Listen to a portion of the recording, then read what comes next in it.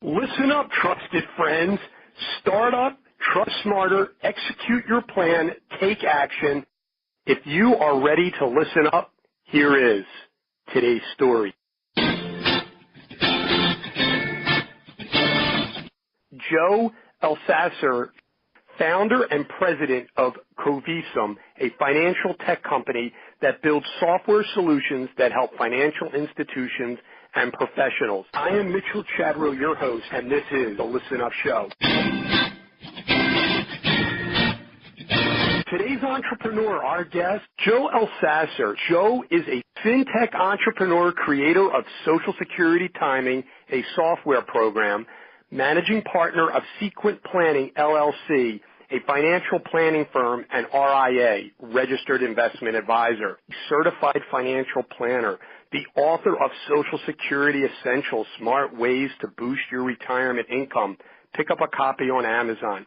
Joe has been featured or quoted in several local and national publications, including the Wall Street Journal, the Journal of Financial Planning, USA Today, MarketWatch, CBS MarketWatch, Kiplinger's, Money Magazine, and Accounting Today. He has testified as an expert witness in court proceedings on Social Security and pension valuations. He is known in the industry as a center of influence among and between professional financial advisors, CPAs, and attorneys. Welcome, Joe, to the Listen Up Show. How are you, sir? Thanks so much, Mitchell. Fantastic. Yourself? Outstanding. We are ready to listen up. So are you ready to tell your story? Why not? Let's do this. That's what I love to hear, Joe. So how did Covisum get started? You know, we actually started as an Excel spreadsheet to help clients in my financial planning practice.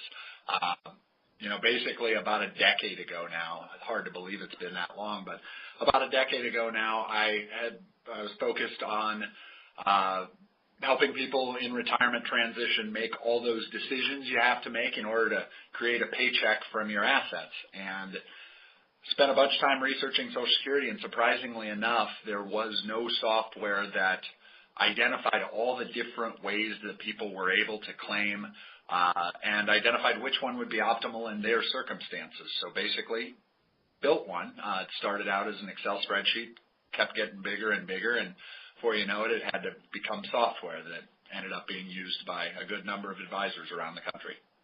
So now let me get this straight. People out there in our audience who are startups, young professionals, business owners, they're trying to come up with their next big idea. And so you mean to tell me you actually started this company out with this basic idea of an Excel spreadsheet, and then it, like you said, it just kept getting bigger and bigger and bigger. I mean, take us a little bit further in terms of how do you go from that to an actual company that's bringing in revenue, that's bringing in clients, that's marketing, that's selling. I mean, it's really fascinating, actually.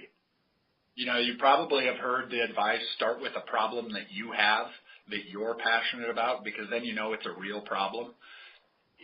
And that's exactly how it started. When you think about an MVP anymore, people talk about, a minimum viable product or a minimum lovable product. Our minimum viable product was other advisors. I went and did some training seminars for other advisors, and they would fax in client Social Security statements. We would plug them into our Excel spreadsheet, export it to a Word document template, and then save it as a PDF and get it back to them. That was our MVP to determine whether there was really advisor interest for what we were doing in our own client practice. But that's how we knew, it made sense to take that next step, hire the first developer, and then subsequently, when you've got something that works, you tend to double and triple, and it starts to get wheels. It's interesting because it's one thing to have a great idea. It's another to start bringing on engineers who can sort of continue to build the software and build it out. And it's another to actually then go ahead and actually market it and then start to distribute it. Can you talk to us a little bit about, through the years, your strategy as far as that? Yeah, it's funny because coming into this, I had no idea what a software as a service business really is. I was just working on a problem, and then solving that problem, and other advisors had the problem, so let them buy it. But the idea of really looking at what the company will look like 5 years from now, that was a major turning point that had to happen for us probably about the end of the first year, because we were at that point where we had to start hiring relatively quickly and training other people to be able to support the software. Originally we thought we'd be able to just put out a really inexpensive software that would be totally self-service, but it turns out that our support team ended up being one of the most valuable parts of the offering. So we ended up multiplying the original price that we were charging by 5. We were just going to be a $10 a month calculator. We ended up charging $50 a month for that first Social Security timing tool. And had we not done that, we probably would have been a very different company, but it also turned out to be one of the most valuable things. In terms of hiring engineers, man, I tell you, there are so many things that you learn doing this the first time. If there are folks that are listening, I would just say start following some of the really strong SaaS blogs. One of the best ones out there is SaaSer, Jason Lemkin. I swear, had I known half the things that are just part of his daily feed when I started doing this, I could have dodged a lot of pitfalls. Instead, I had to learn the hard way. As far as focusing, I know that you started out first with your Social Security timing, but and we've talked a little bit about validating the ideas. But I also see here in the market that you're going to be focusing also on the middle and upper middle income families in retirement transition. So you're actually going to be planning soon a release of additional financial planning tools for advisors in that particular niche. So how do you stay focused when you might have 2 or 3 or 4 different main products and you're trying to do one well? Yeah, and for us, it's not about just doing one product well. It's about doing one client well.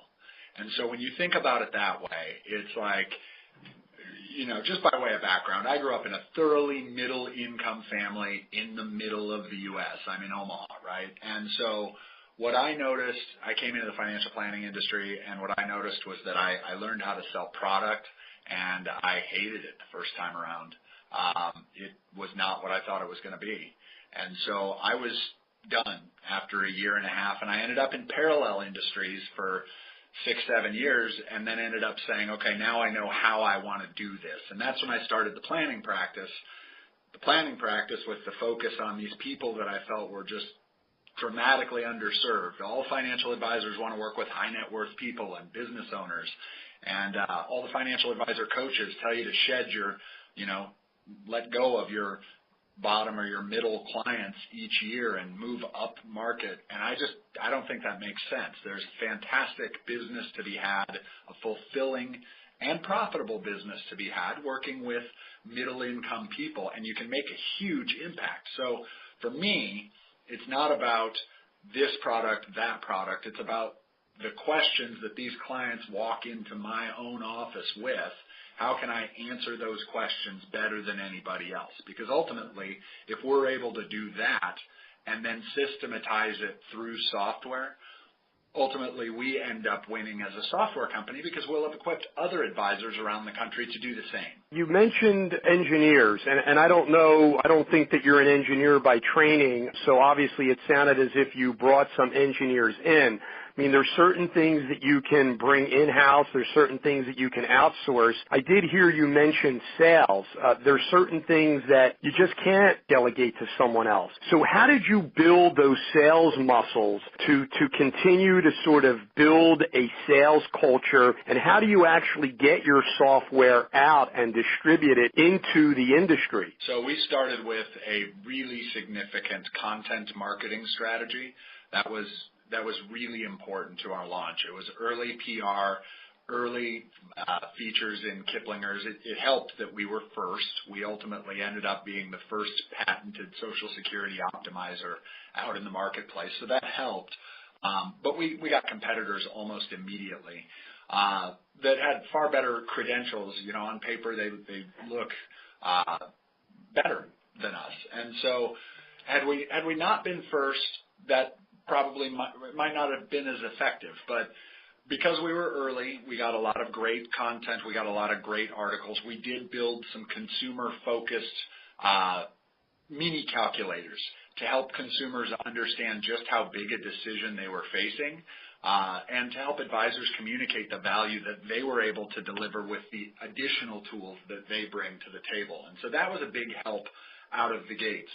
In terms of sales, we built our sales model on service.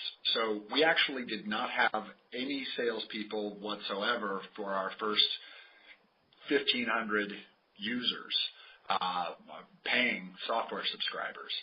And, the only thing that I would say is, looking back, there is a lot to be said about identifying your price point and gearing your sales model to your price point, because we're a complement to an advisor's overall tool set.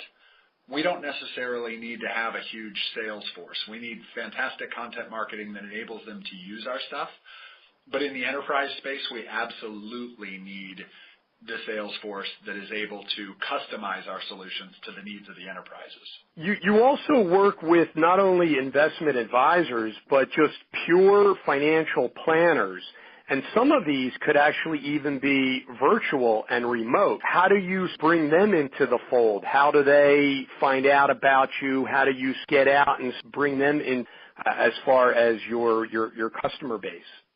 Well, that's the biggest advantage of content marketing, is that it compounds over time. So if you're regularly producing good, strong content from a unique point of view, targeted to a unique kind of advisor, in my case, or in someone else's case, whatever their target market is, that content lives forever. And so each additional piece compounds the presence. So that was the biggest thing for us. A virtual advisor uses our tools in exactly the same way as a face-to-face advisor uses our tools, because the face-to-face advisor, they got a monitor up on their wall, and people are looking over their shoulder, no different than a virtual advisor is sharing a screen. Now, I don't have to tell you that there's so many changes in the financial advice industry. And you've also mentioned competition right before. So what are you actually doing to stay in front of all of this competition? Because like you mentioned, you were actually the first out of the gate, the first with a patented Social Security timing software program. So now what are you doing to kind of stay in front? That's a great question, because actually a lot of Social Security rules changed in November of 2015, and it was a massive turning point for our business. Early on, we knew that Social Security by itself was not a company, it was just a product. And so we actually, in February of 2016, we'd been working on it for quite some time, but we launched a tax calculator called Tax Clarity. And it visualizes a person's tax situation better than any of the tools that are out there, specifically when it comes to retirement income, because it accounts for interactions between different income types that jump up and bite folks. And that's actually how I reached out to you, because I've had other professionals contact me because, I as an attorney, I also have a background in tax, and people have actually told me about Tax Clarity, and it comes with the highest recommendation. So that's how I came to you to connect up in this regard. So yeah, no, it's terrific actually. So that's the fun thing. When you're entirely focused on the customer, it's not only about making the product better. It's about answering the questions. And so there's always a parallel question that you can often deliver a better answer to. The funny thing is, what we noticed is that you've got these middle-income retirees that take an extra dollar out of an IRA, and at the time they were losing 55 cents of that dollar to federal income tax, even though their return from any of the major preparers would tell them that they were in the 15% bracket. If that's not a disconnect, I don't know what is. And so how can we spot those before people step in it? That was the simple question with tax clarity. Just out of curiosity, how did you actually make the transition from, let's say, being an employee to then working for others to, of course, now starting up your own business and obviously it being very successful? How did you make that transition? Because there's a lot of people out there who want to make that transition and don't know how. I just wrote an article on a Forbes column about this in particular, and it's the gig economy, right? Everybody's talking about the gig economy, getting a side hustle. My story is probably very different than most in that I was running the annuity department for an organization that distributes through independent insurance agents all around the country. And I went to the president of the company and I said, I'm going to resign. I know what I'm going to do. I'm going to go start a financial planning practice the way I thought it should be done. I think there's probably some ways to work together. And so I was having the conversation so that he could find a replacement. I wasn't having the conversation out of a place of saying, hey, support me in this venture. But what ended up happening was they said, well, listen, why don't you do that? We'll keep paying you. You maintain a little bit of the relationships you have with folks around here. And if you build something, we'll fund it. And so ultimately had I just, I'll just say, walked out the door and tried to start my own or done the side hustle quietly, I'm not sure that I could have moved quickly enough in order to be first. And so, wow. Having a conversation with an employer about a related business that you've got a high level of confidence that you can pull off might actually just be your funding. It's interesting as business people, as entrepreneurs, our creativity, our open-mindedness, our flexibility, and looking at other options. And I think that is another option that a lot of people in your particular situation might not have even thought of or even known to even sort of go down that avenue. And it almost seems as if you kind of stumbled upon it by accident, and yet here we are all these years later, and it proved to be key. Yeah, absolutely. I don't and know. So out of curiosity, what's your relationship with them today? It's funny. I actually ended up, so I started a financial planning investment advisory firm, grown that to a solid client base here in Omaha, and that's what ended up being the engine for the software. I just sold that to them so that they could expand that nationally last year, and they are the majority partner in Covisum. So they continue to fund, they continue to be the majority owner of Covisum. And out of curiosity, the financial planning firm or the other firm that you sold to them, what is the name of that? Sequent Planning. And are you allowed to tell everybody who the other partner is in Covisum? It's a company called Senior Market Sales. Sure. Sure. Okay. No, wonderful.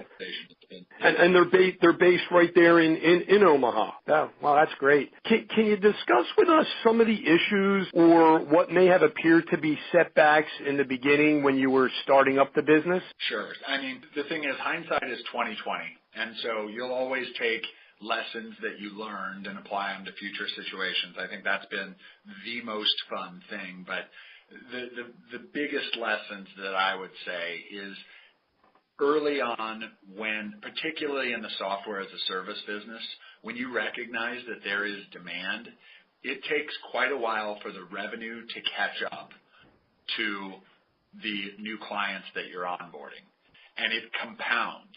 So once you recognize that you've built something that is attracting interest, once you've got the first 10, 20, 50, 100 paying customers and you're adding them quickly, scale out way faster than you think you should. And the reason I say that is the demands that will happen a year from then create so much more difficulty if you haven't prepared for them.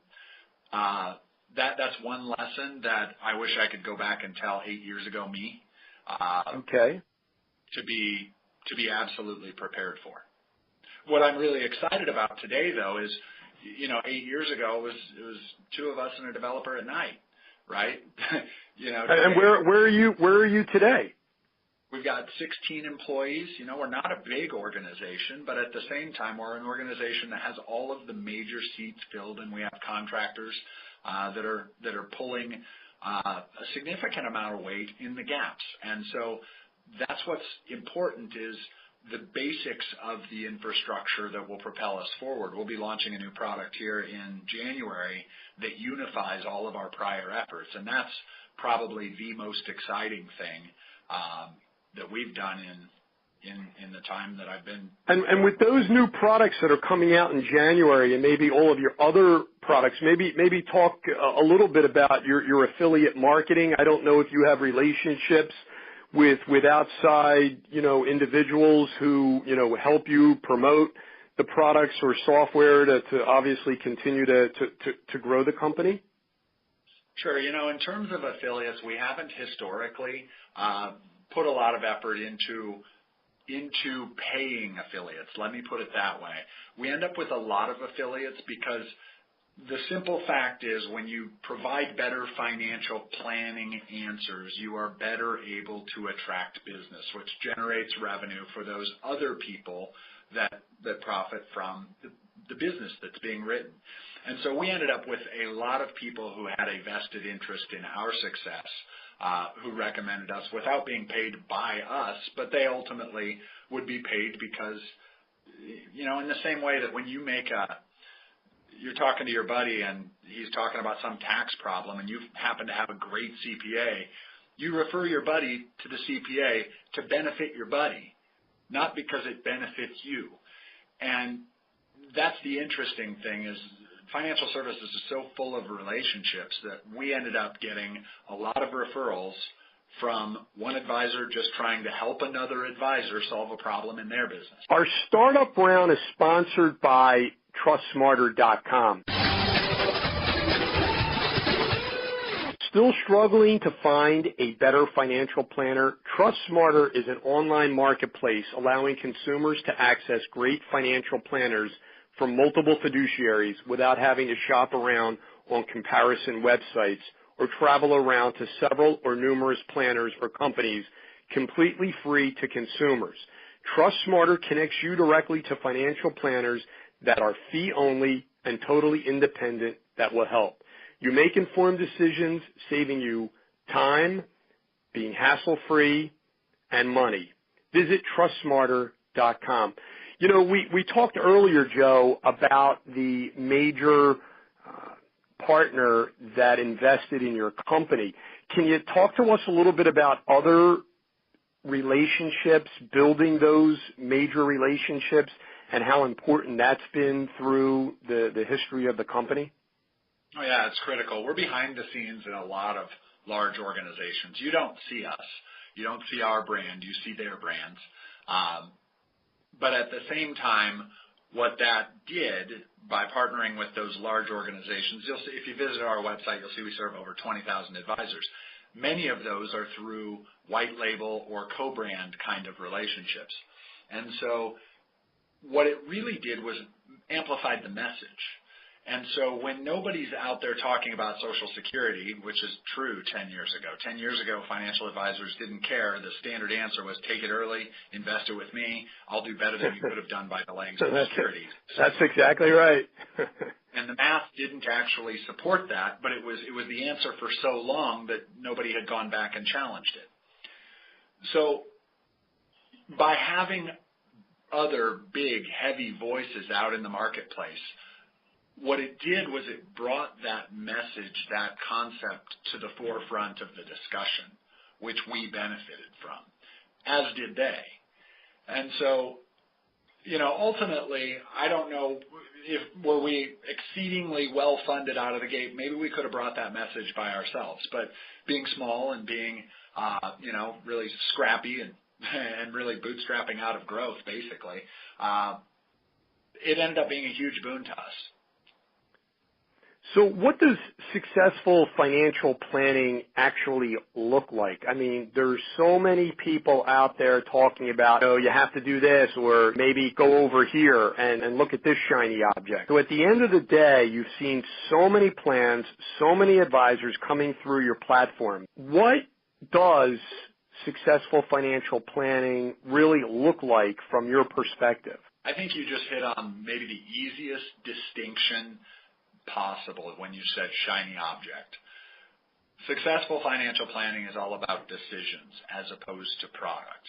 Ultimately we all accumulate money, right? Everybody who's going to retire accumulates some money, some store of value, whether it's in their home equity or in their retirement accounts or what have you, whether it's in pensions, Social Security benefits.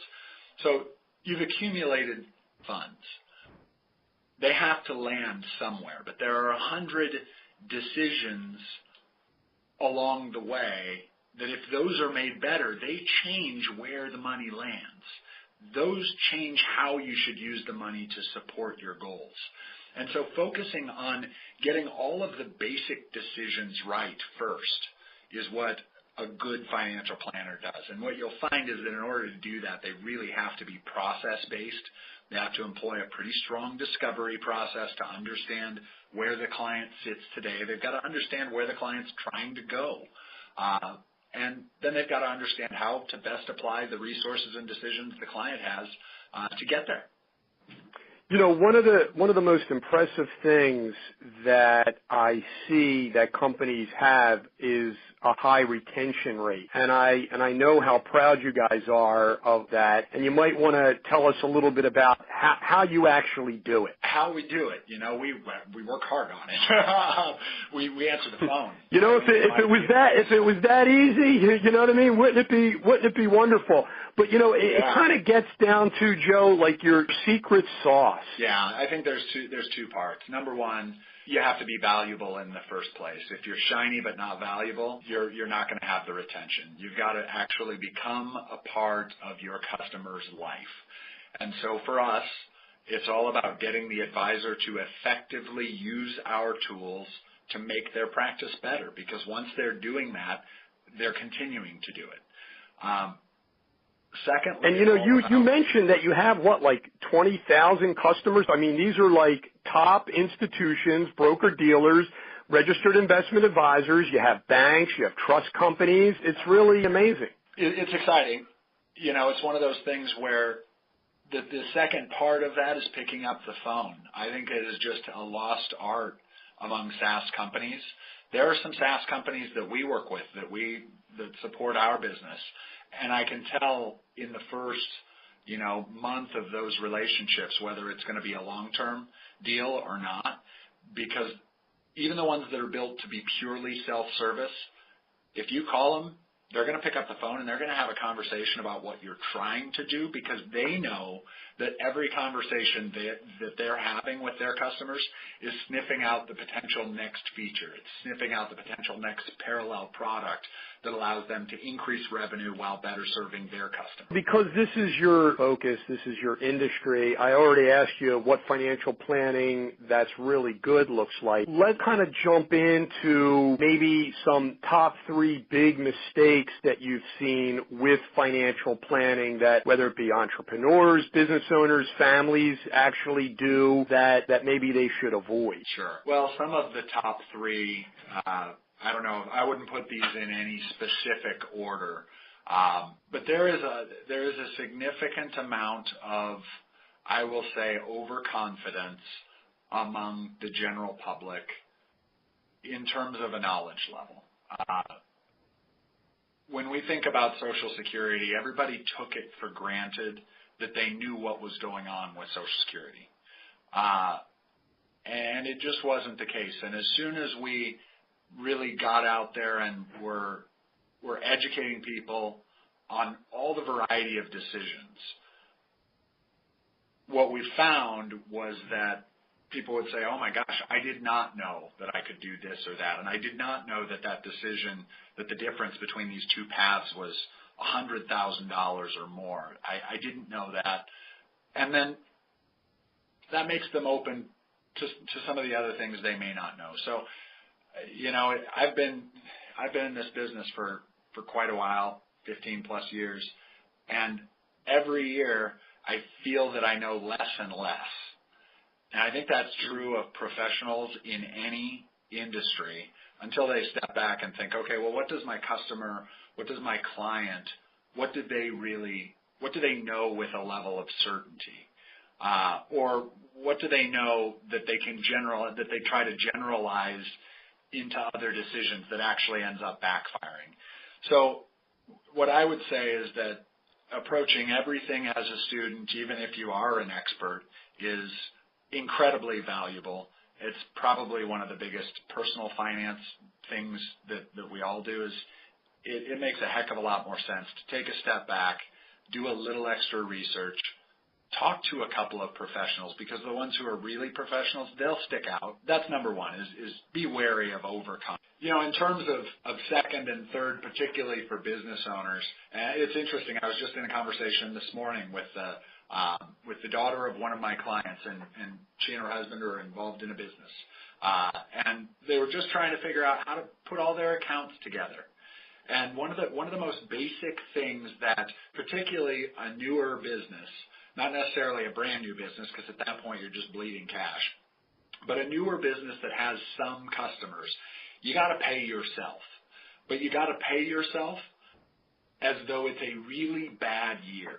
And do that every year, because if you're paying yourself as though it's a really bad year, you do have cash flow coming into the house, and you can adjust your lifestyle downward towards that cash flow.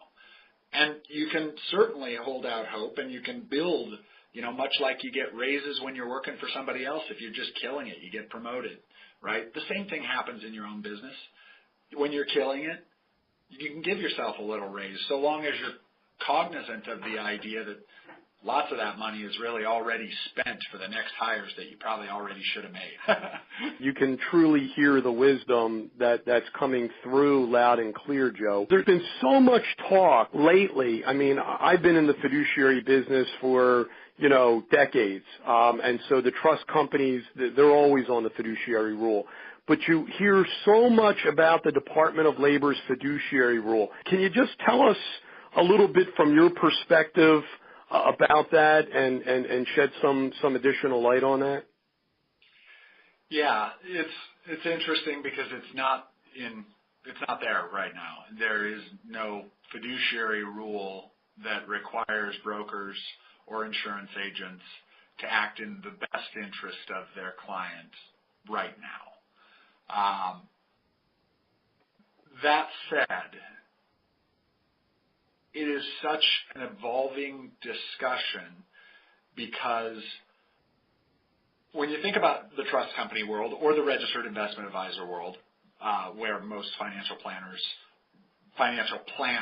as opposed to financial advisors live, and the CFP marks, which have grown dramatically over the last years, they're all in a fiduciary position. And fiduciary just means that you have to put the client's interests ahead of your own, or you choose to, because you're choosing to be in that world in the first place. And so the idea of a broker not being held to a fiduciary standard it's a legal distinction. At the same time, what we've seen is that although it ended up being struck down by courts, being reworked, it's in this real state of flux. Because it existed, it has moved the needle in a lot of ways for advisors who are not fiduciaries, so brokers or insurance agents, to actually move in the direction of a more systematic planning process. So to me, what I would say to a consumer who's evaluating who they're going to end up working with, is first start by really understanding that advisor's process, because that's what you'll notice about all fiduciaries is they're heavily process-based, because they need to document how they got to the recommendations they made. And if all the focus is on, when you're interviewing an advisor, is on the process that they follow to arrive at the recommendation that they will eventually make, then you're dealing with somebody in that kind of capacity. If it goes straight to, here's the shiny object, here's how awesome this thing is that you should buy, then you know you're probably not in a fiduciary relationship. Yeah, no, that's a great, straightforward, yet very powerful way to explain the difference between the two. Our fast pitch round is sponsored by banksmarter.com. Banking Made Smarter, an online marketplace platform for trusts and estates. You and your family can connect directly to fiduciary trusts and estate banks. BankSmarter negotiates a better fee from the trust and estate banks and saves consumers time, hassle, and money. Completely free to consumers, banksmarter.com. That's banksmarter.com. You know, in this fast pitch round, Joe, we ask some very fast questions. We want to get like really fast answers. Keep it really fun and entertaining. So here we go. You know, I love books. That's, of course, why I have a book club over at mitchellchadro.com/books. And so I know that earlier in the interview I mentioned the book that you wrote back in, I think, 2013, if I recall, as I looked it up on Amazon, and of course I'll have links to everything that we talked about in the show notes. Can you tell us another book that you can recommend for the audience to read? It could be really anything that you enjoy. You know, it's funny. I'm looking over at one that's sitting on the corner of my desk. I just did a top 10 books from this year. It's called The Courageous Follower. It's an older book. But this idea of empowered, I'm going to call it teams of people who actually ultimately have a responsibility to challenge their leadership. Because frankly, they know better the folks that they touch than the leaders do. The person, we talk about here at Covisum, we talk about the person in the chair knows the chair better than anybody else. And so when there's misconceptions anywhere else in the organization, you've got to be courageous as a follower. I say as a follower, but in order to bring those to light, it's like the boots-on-the-ground soldier that refuses to pull off a massacre. He's got to be courageous in order to directly disobey the orders, but he's got to be doing what's right. And so who was the author? Who was the author of that book? Ira Shaliff, or Shaliff. I don't even know how to say the name. It's one of those. It's just a fantastic read, and it was written 20, 30 years ago, and so some of the context is different now. But the more we have moved towards organizations that are not top down, the more important the lessons that are in there are. So I normally ask my guests this question, but I'll tell you, Joe, when I was actually researching this interview, which I thoroughly always do, I came across a really awesome fun fact about Joe. And it said here that Joe enjoys watching the Royals win the World Series with his wife and 2 children.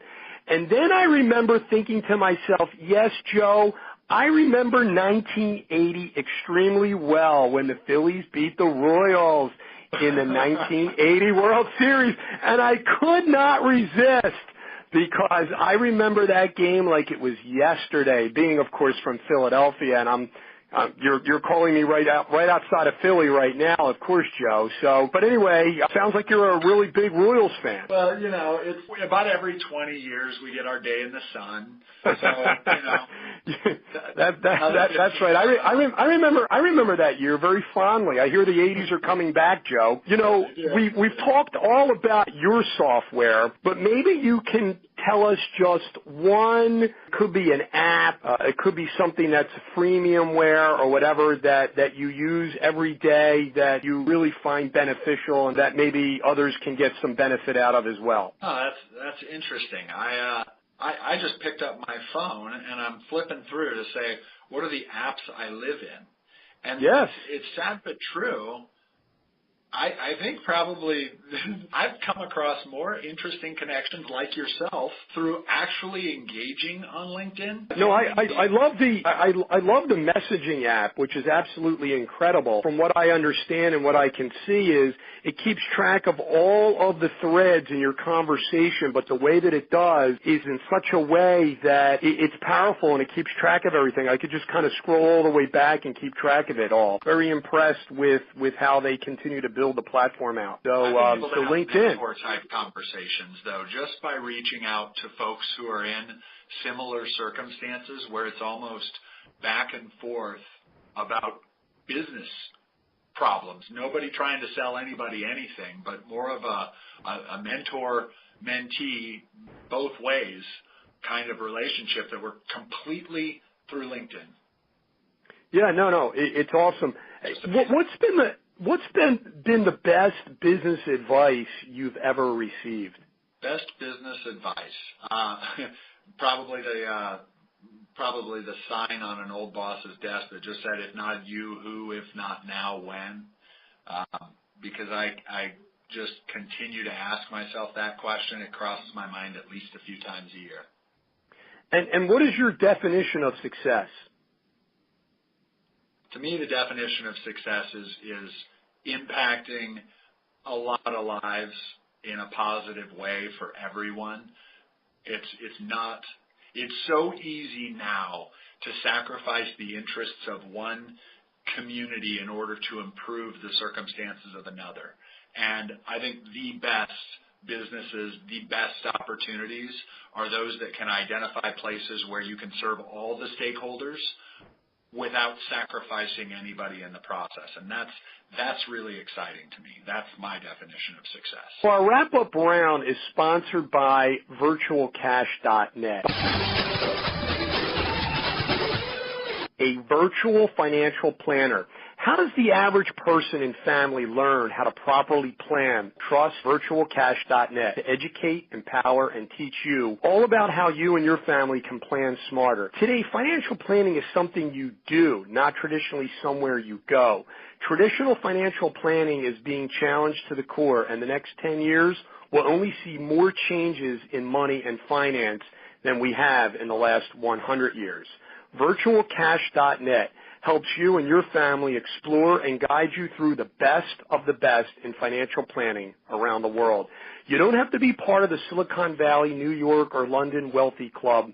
With virtualcash.net, learn how you and your family can benefit from this global revolution.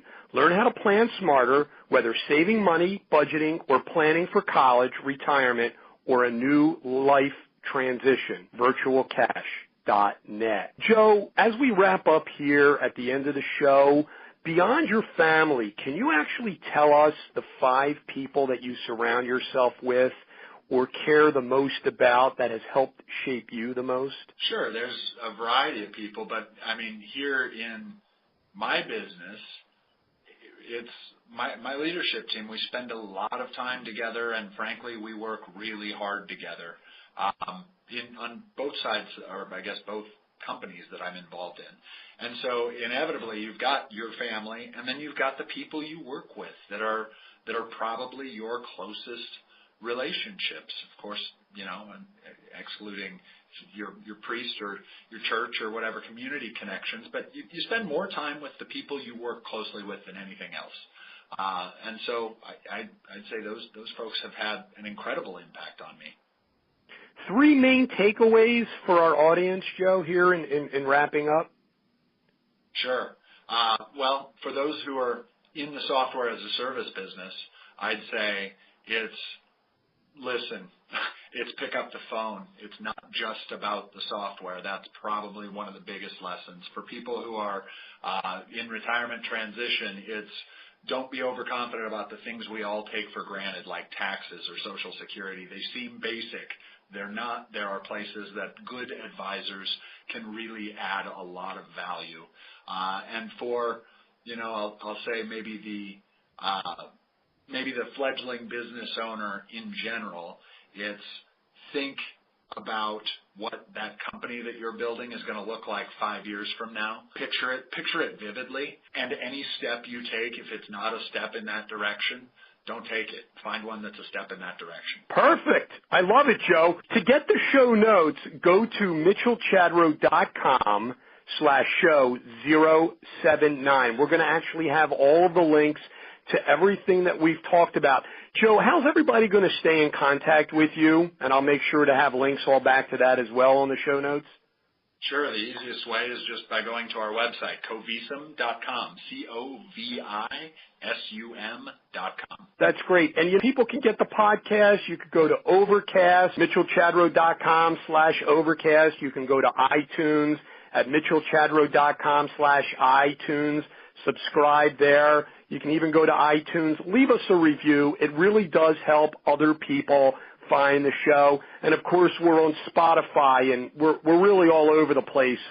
For Spotify, just go to mitchellchadro.com/Spotify or anywhere that you can get your podcast. Joe, I really want to thank you so very much, and I've really had a lot of fun talking to you, getting to know you a little bit better, and of course the company, and I'm really excited to find out about that announcement in January. I'll also be sure to go back to the show notes and put a link once that comes out. I know you're really looking forward to that as well. You have an awesome year, and I hope to be speaking to you next year and real soon. You too. Thanks so much. You take care now. Be good. Bye-bye. Until next time, my trusted friends.